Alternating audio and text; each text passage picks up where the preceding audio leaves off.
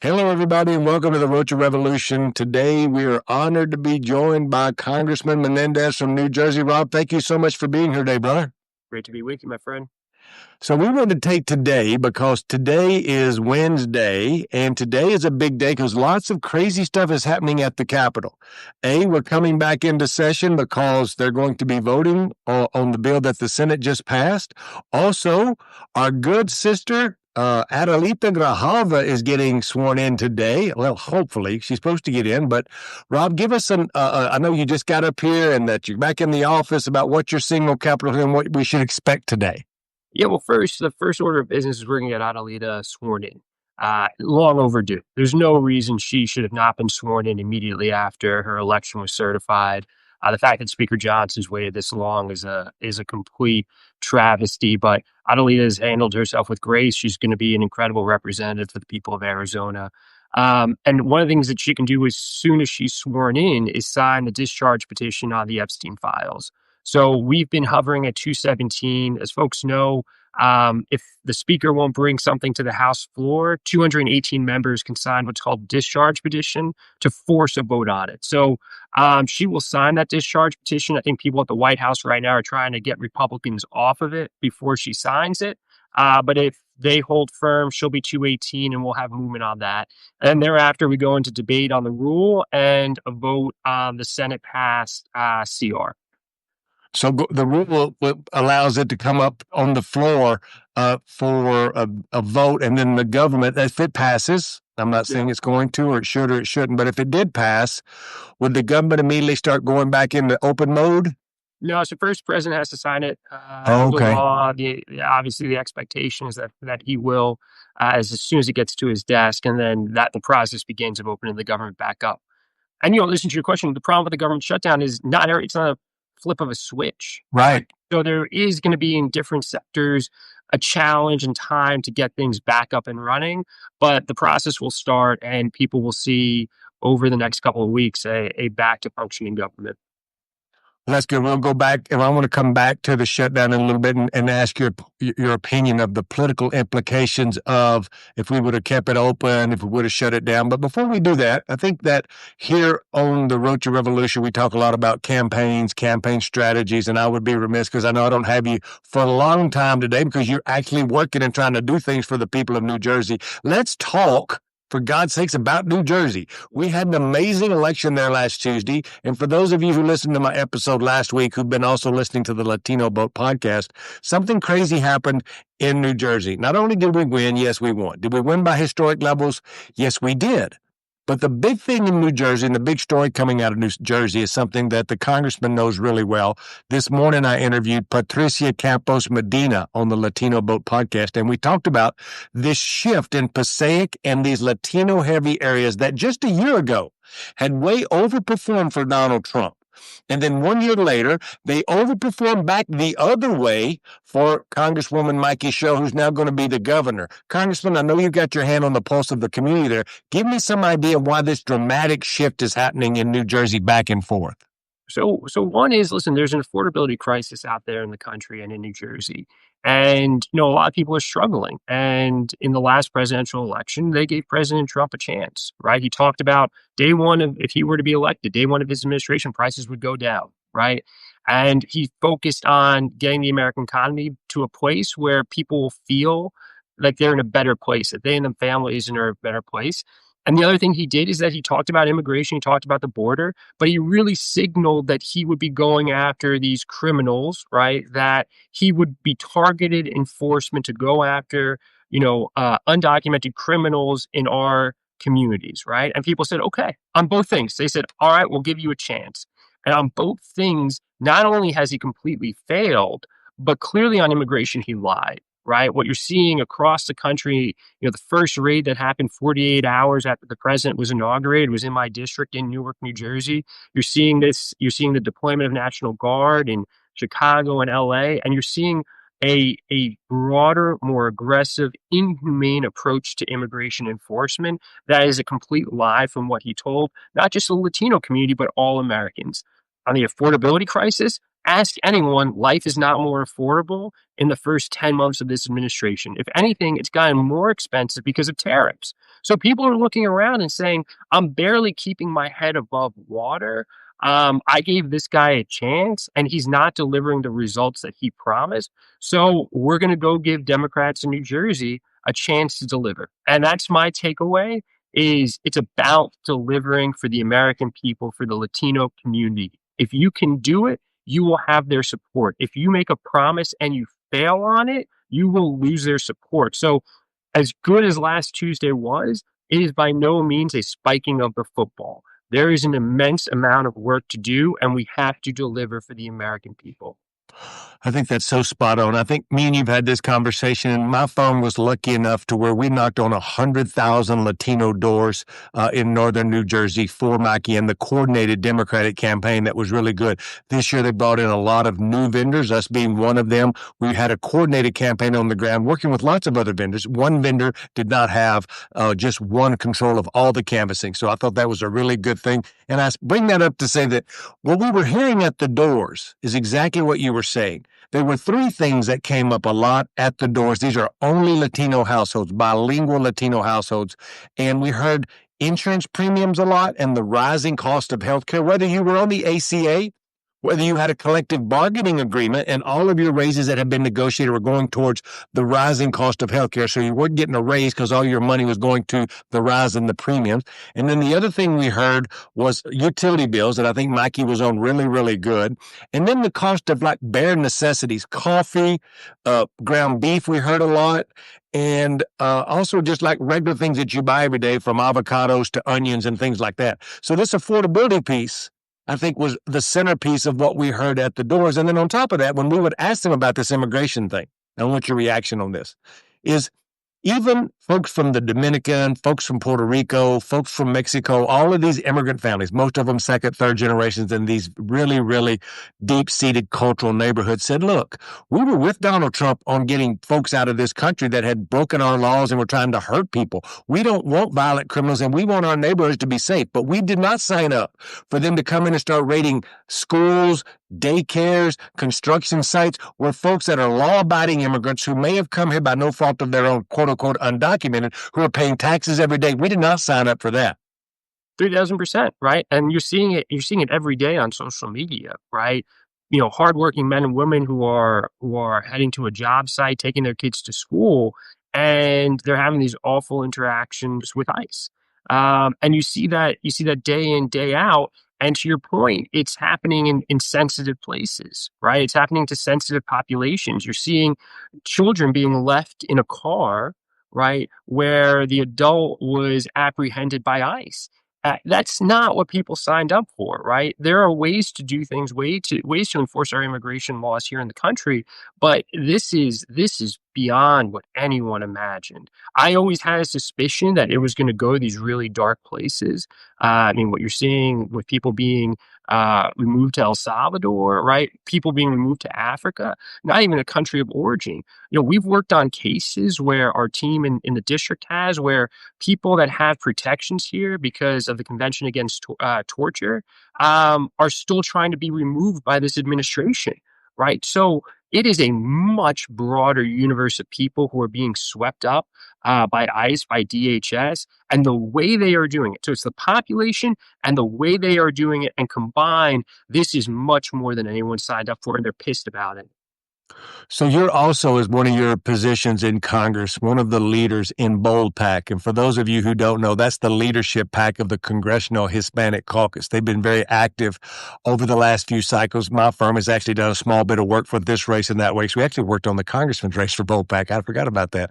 But one of the things I want to ask you about Bold PAC, because I know you're a leader there and Bold PAC, looking at, for those of you at home, how do we create more Latino members of Congress that are Democrats that can caucus with the CHC? Whether we're talking about Arizona 6, whether we're talking about Texas 15, whether we're talking about Colorado 8, all of these races that I'm bringing up, there's Latinos running for Congress in seats that are very marginal.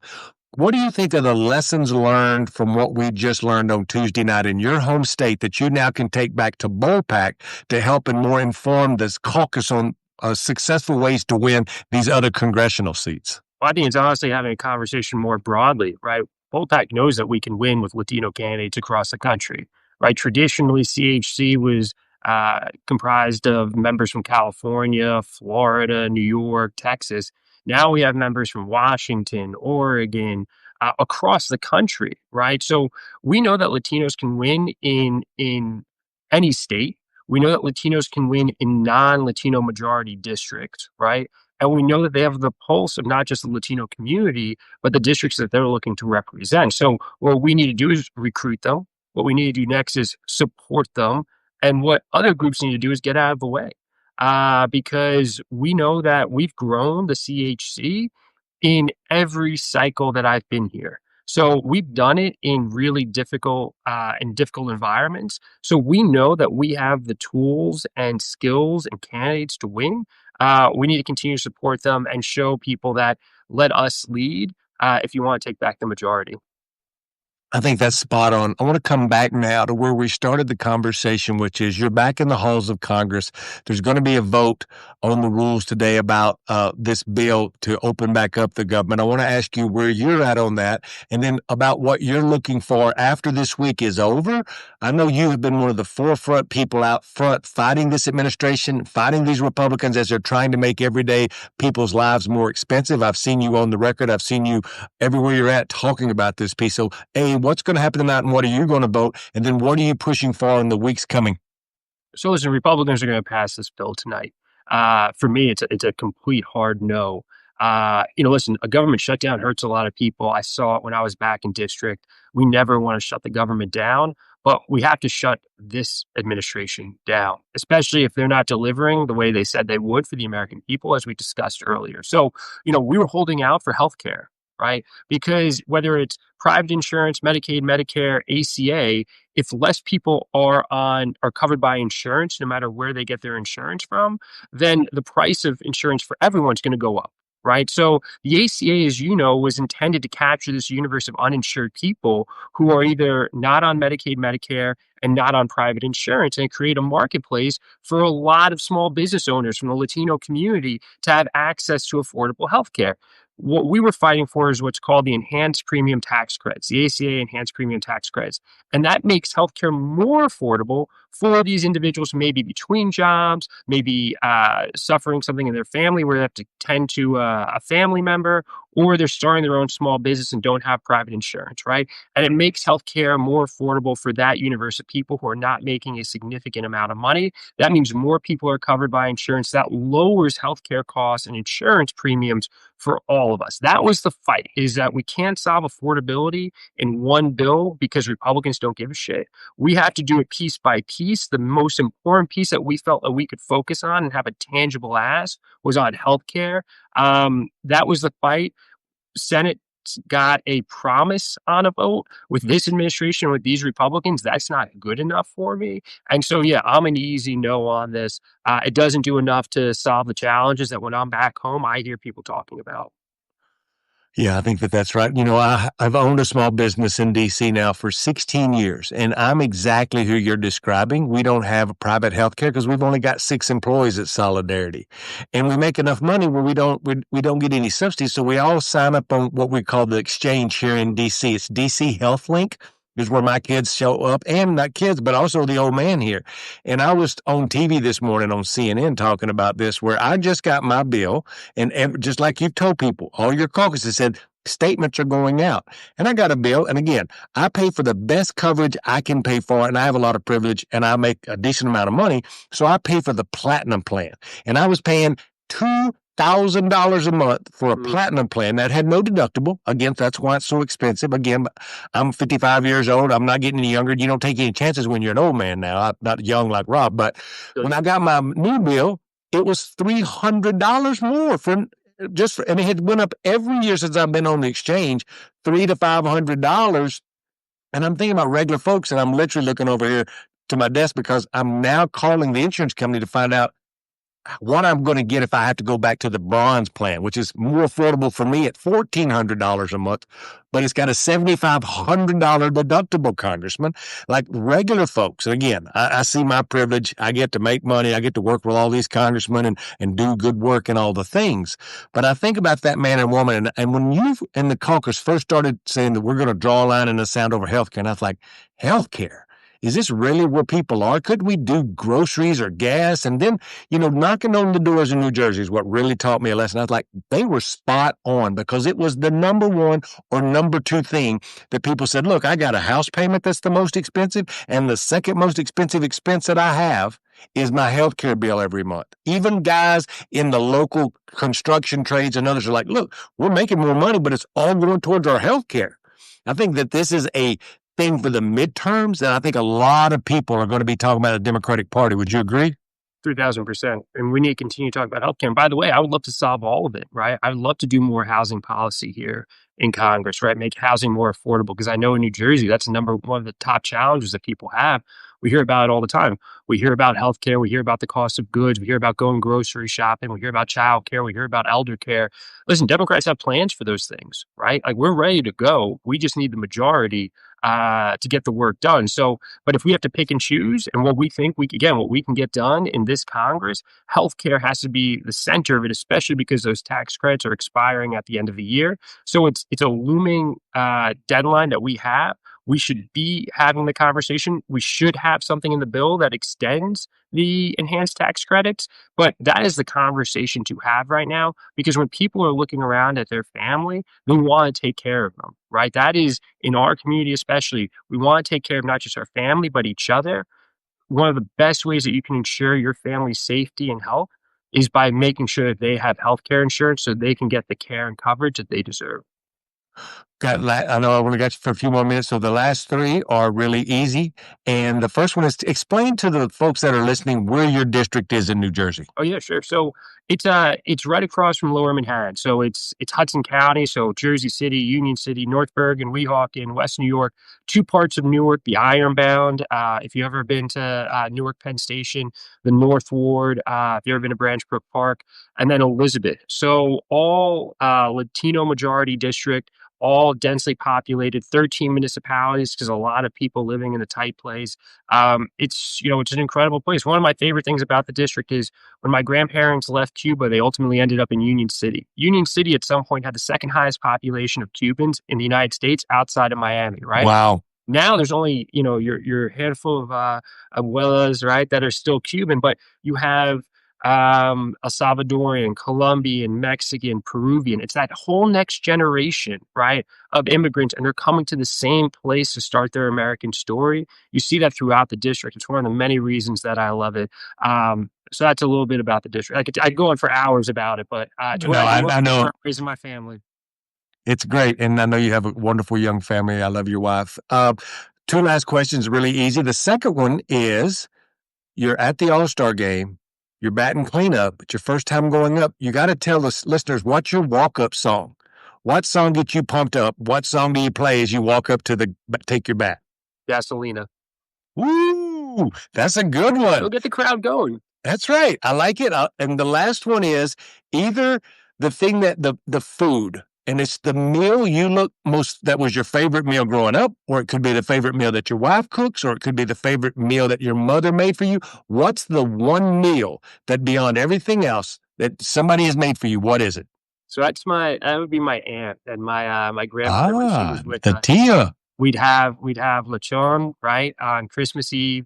We'd have homemade rice, black beans, yuca. We'd have plantains, and then my aunt would make from scratch this chocolate pudding that as I would eat as much as I could, but my cousin and I would have to save just enough space to have the chocolate pudding. There's nothing like it in the entire world. I bet it didn't have any sugar or condensed milk in it at all. That's why you got to walk for the next 3 weeks to get off of it. But it's I appreciate it, Congressman. I appreciate you taking a little bit of time. I wanted to put people into what's going on in Congress, what we can expect tonight. I know you got to get back on the floor. And again, I appreciate you so much for coming on. Thanks, everybody, for tuning in to the Rocha Revolution this week. Thank you, Congressman Menendez. Thanks so much for having me, brother. Be good.